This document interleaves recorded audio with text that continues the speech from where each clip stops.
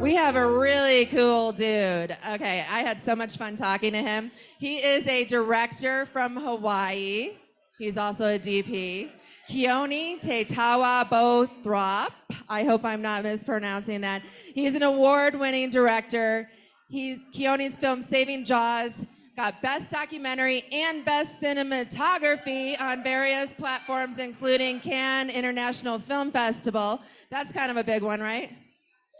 He was awarded the esteemed, I love this story. He was awarded the esteemed Andrew Carnegie Hero Medal after fighting an attacking shark on a fellow surfer, and he pedaled the injured man back on his back. So let's see who this guy is. How's it going? Hey, thanks. So good. Thanks for flying from Hawaii specifically for this event, yeah? Oh, it's so good. It's beautiful here. I feel like you notice the people who are, people call it vibe, yeah? But you notice the people who are really supposed to be a part of your team, supposed to be part of your board of directors, and you can find them. You can find them by just, you'll gravitate towards each other. And so I hope everybody gets a chance to be able to do that. Yeah, well, it's funny because people don't realize when you're sitting in this front row, like you notice the guest speakers, you notice that person like giving you that little nod and that like thumbs up. You're like, yes, you're listening. We're connecting. Yeah, right. So you've done so many amazing things with your career. Tell us about what's the best moment and just some advice for filmmakers. Oh man, I mean, be okay getting hungry sometimes in the wrong way. Be okay tightening up your belt a little bit, and don't give up, never give up, of course. But what I really would say is just like pick the thing that sets you on fire, and then don't let go of it. Like don't. Of course, there's utility. You have to do that. Some of us have kids, and we have to feed those kids, and we have people we're responsible for. But pick the thing that sets you on fire, and don't let go of it. I feel like it would be an injustice if we did not talk about orphan myth.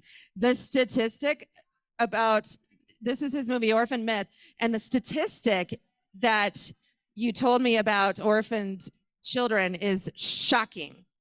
Just shocking. Just tell me about this. What inspired you to do this? Yeah, this isn't my statistic, but there are people who have been in this space for decades and for a very long time, but 80% of the children who are in orphanages worldwide have at least one parent.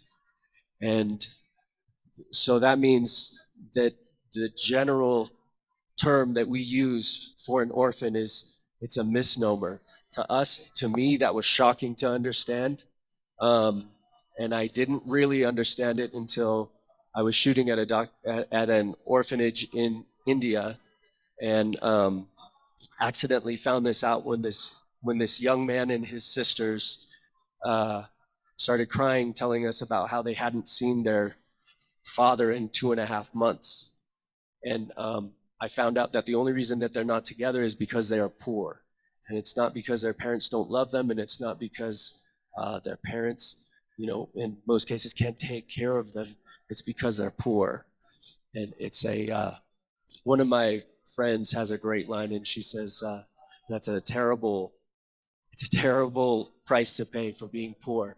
And the great part about that is, so there's the problem, right? The problem is that there's all these kids that should be in their families, except for their parents thought that they might be better off in these nice, beautiful buildings of these orphanages that were mostly the West, mostly people like us, were donating and dropping these beautiful orphanages into these places, and we're pulling children that are not orphans from well-meaning parents who love these kids, and they think like, man, maybe if they might be better off, but they're not better off.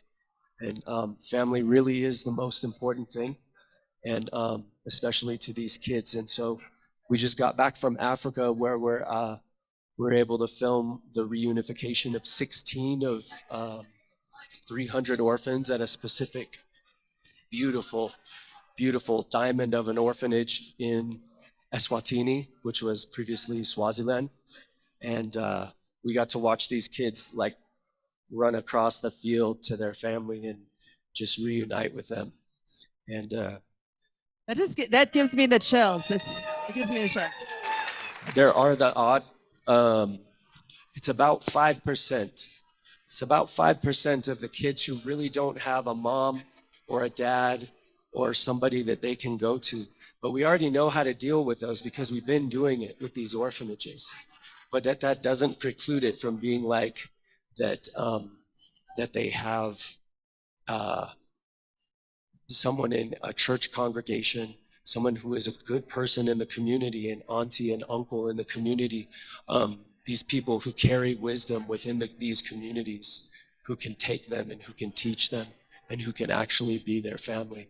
And this isn't mine, but one of the things that I've loved these intelligent people that I've been talking to, one of the things that they love to say is that the North Star is what's in the best interest of the child. Yes, we know how to institutionalize them. We know how to do our best with that. It's not working, but that every child deserves a family. And I just believe that as well.